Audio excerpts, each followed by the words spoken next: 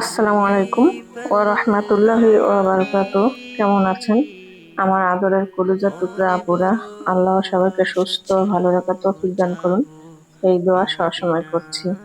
আপুরা, আজকে আমি রান্না করব হাতে মাখানো ইলিশ মাছ ভুনা। তো আমি এখানে 2টা ইলিশ মাছ কেটে নিয়েছি।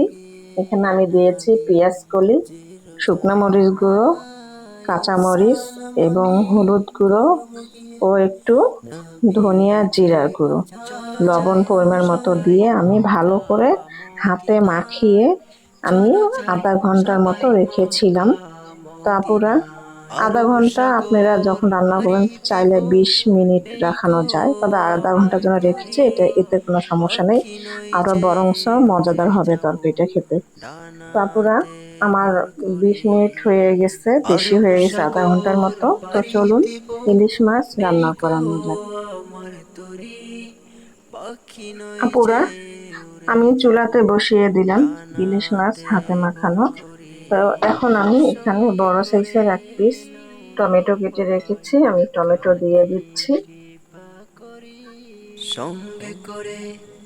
তো এবারে আমি চুলাটা অন করে দিব, দিয়ে সামান্য একটু আমি কষিয়ে নিয়ে তারপর আমি ঝোলের পানি দিয়ে দিব। তো এবার আমি চুলাটা অন করে দিচ্ছি, ঢেকে দিলাম। বিসমিল্লাহির রহমানির রহিম। চুলা অন করে দিলাম।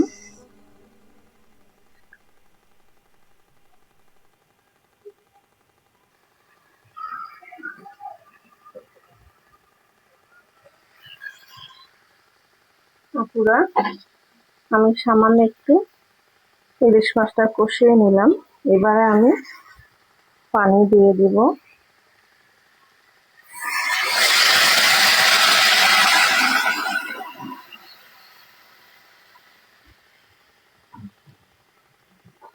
দিয়ে দিলাম পানি, তবে লাড়াচাড়া করানো যাবে না, মাছ ভেঙে যাবে। তো আমি আর ঢেকে দেব না, না ঢেকে দিয়ে আমি ইলিশ মাছ রান্না করে নেব।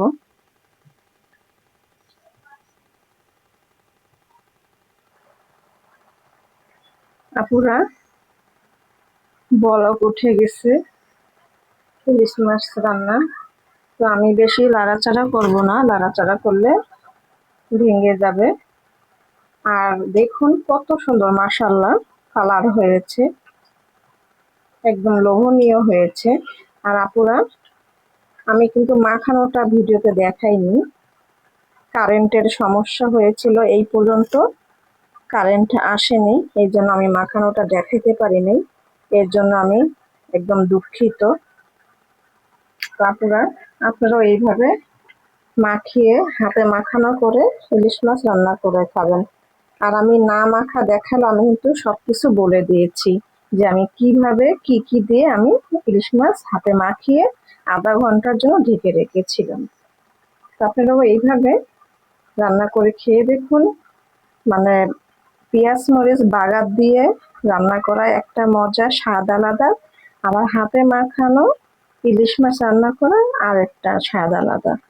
খেয়ে দেখুন, এর মজাই আলাদা, গরম গরম ভাতের সঙ্গে একদম। তারপরে আমি এবারে নামিয়ে নিব।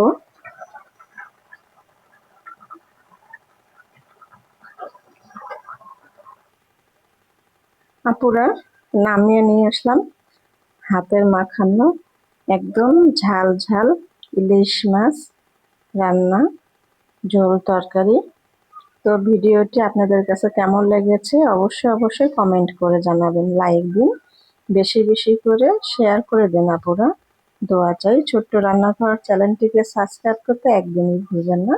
যারা নতুন দেখছেন, পাশে বেল বাটনটি ক্লিক করে আমার ভিডিওর পাশেই থাকুন। সবাই ভালো থাকুন, আল্লাহ সবাইকে সুস্থ রাখার তৌফিক দান করুন, এই দোয়া কামনা করে রেখে দিচ্ছি। আসসালামু আলাইকুম ওয়া রাহমাতুল্লাহি ওয়া বারাকাতুহু।